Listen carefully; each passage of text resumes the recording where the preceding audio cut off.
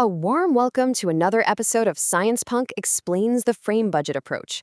In our physics thought experiments, we love to imagine these perfectly sealed-off systems, like a little quantum particle in a perfectly closed box. But what happens when we actually open that box? Because in the real world, nothing is ever truly alone. So what actually happens when a quantum system doesn't live on its own, but is continuously coupled to an environment? And what if that very openness becomes part of its real dynamics?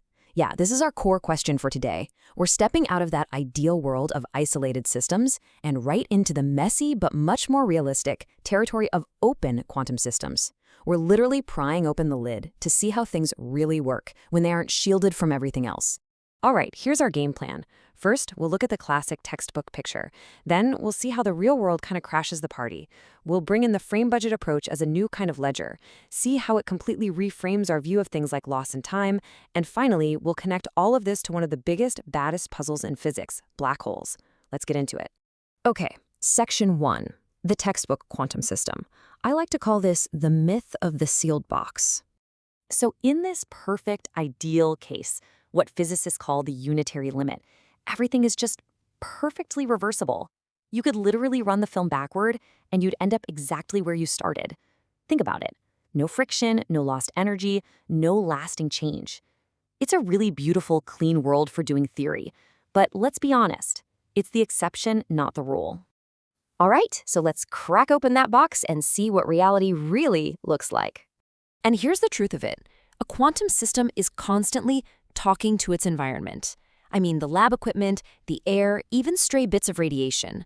This isn't just some minor detail we can sweep under the rug. It's the fundamental state of things. Openness is the default setting. Okay, this chart lays it out perfectly. On the left, you've got the myth, that pristine, isolated system we talked about. But on the right, that's reality, a system that's all tangled up with its environment. And this connection, well, it leads to things like dissipation and decoherence. That's basically where the precious quantumness of a system literally leaks away into its surroundings. So, you see, any useful theory has to be able to deal with a picture on the right. So how in the world do we track all this messy interaction? Well, that is exactly where the frame budget approach, or FBA, comes in. You can really think of it as a whole new bookkeeping system, one that's specifically built for the reality of these open systems. Now, one of the FBA's biggest and most powerful ideas is to completely rethink time itself. Instead of seeing time as this smooth, continuous river just flowing along, the FBA treats change as a series of discrete updates or steps. At each step, something happens, and we have to balance the books, so to speak. So in this view, time isn't some constant background.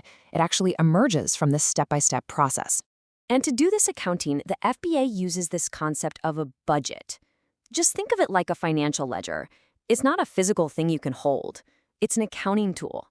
It's how we track every single contribution to a change in the system. The parts that are reversible, the parts that are irreversible, and anything coming in from the outside. It's all just balancing the books. Okay, so if we have a budget, how does it get exchanged? Well, that happens through what the FBA calls channels.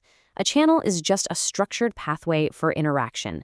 It's the formal way of saying that a system can only exchange its budget with the environment through specific allowed processes. This is huge because it helps us turn what we used to just dismiss as random noise into something that's actually structured and understandable. And this is where the FBA gets really, really cool.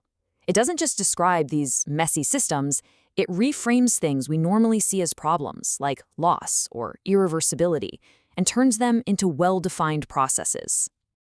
This quote from the source material just captures this perspective shift perfectly. What looks like loss does not have to mean absolute destruction right away. I mean, think about that. When we see energy dissipate from a system, our gut instinct is to think it's just gone, poof.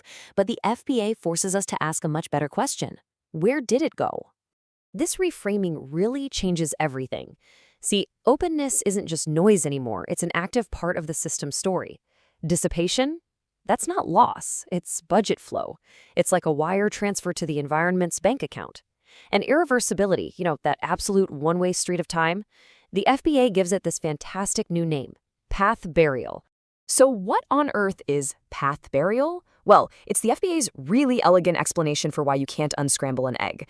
As a system interacts with its environment and decoheres, the number of possible futures that could lead back to where it started gets thinned out. The path back isn't logically impossible, it just becomes incredibly unlikely and, operationally just way too hard to get to. And this isn't just some abstract idea. This is the core challenge for things like quantum computers.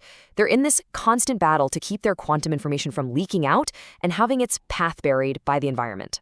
So here's how it plays out, step by step. You start with a system and it has tons of possible future paths. Then it interacts with its environment. As budget flows out through dissipation, some of those potential paths get buried. A specific outcome is realized. And now, the road back to the beginning, well, it's become so overgrown, it's practically gone. It's still there, in theory, but it's operationally very, very expensive to find again. Now, it's super important to say this does not mean we can just get unlimited budget gain or something magical. The FBA isn't about making things more mysterious. It's about making them more precise. The actual structure of the channels, the strength of the interactions, these are all real physical constraints. They set natural limits on what can and cannot happen. And this entire framework, this whole way of accounting for interactions with an outside world, it prepares us for what might be the ultimate accounting challenge in all of physics. Yeah, as this quote highlights, the real-world lab of open quantum systems, that's where the FBA really has to prove itself. If concepts like channels and path burial can't describe what's happening on a lab bench, then they're just clever ideas. But if they can, well, they might just give us a powerful new lens to view the most extreme places in the entire cosmos. Okay, so let's boil this all down to 3 key takeaways. First, reality is open. Quantum systems are never truly alone. Second, the FBA gives us a powerful new language, turning problems like dissipation into understandable processes like budget flow. And third, the accounting is everything. If you want to understand complex physics, you have to follow the budget. And this leaves us with one final, fascinating question. Our whole idea of budget flow and accounting depends on being able to access the environment's ledger, right? But what happens when that access is cut off by something as absolute as an event horizon? So what does loss even mean when access itself is structured by a horizon? In our next explainer, we're going to take these ideas to the most extreme open systems we know of, black holes. That's where accounting, loss, and irreversibility get pushed to their absolute limits. Bye for now until the next episode, and stay curious.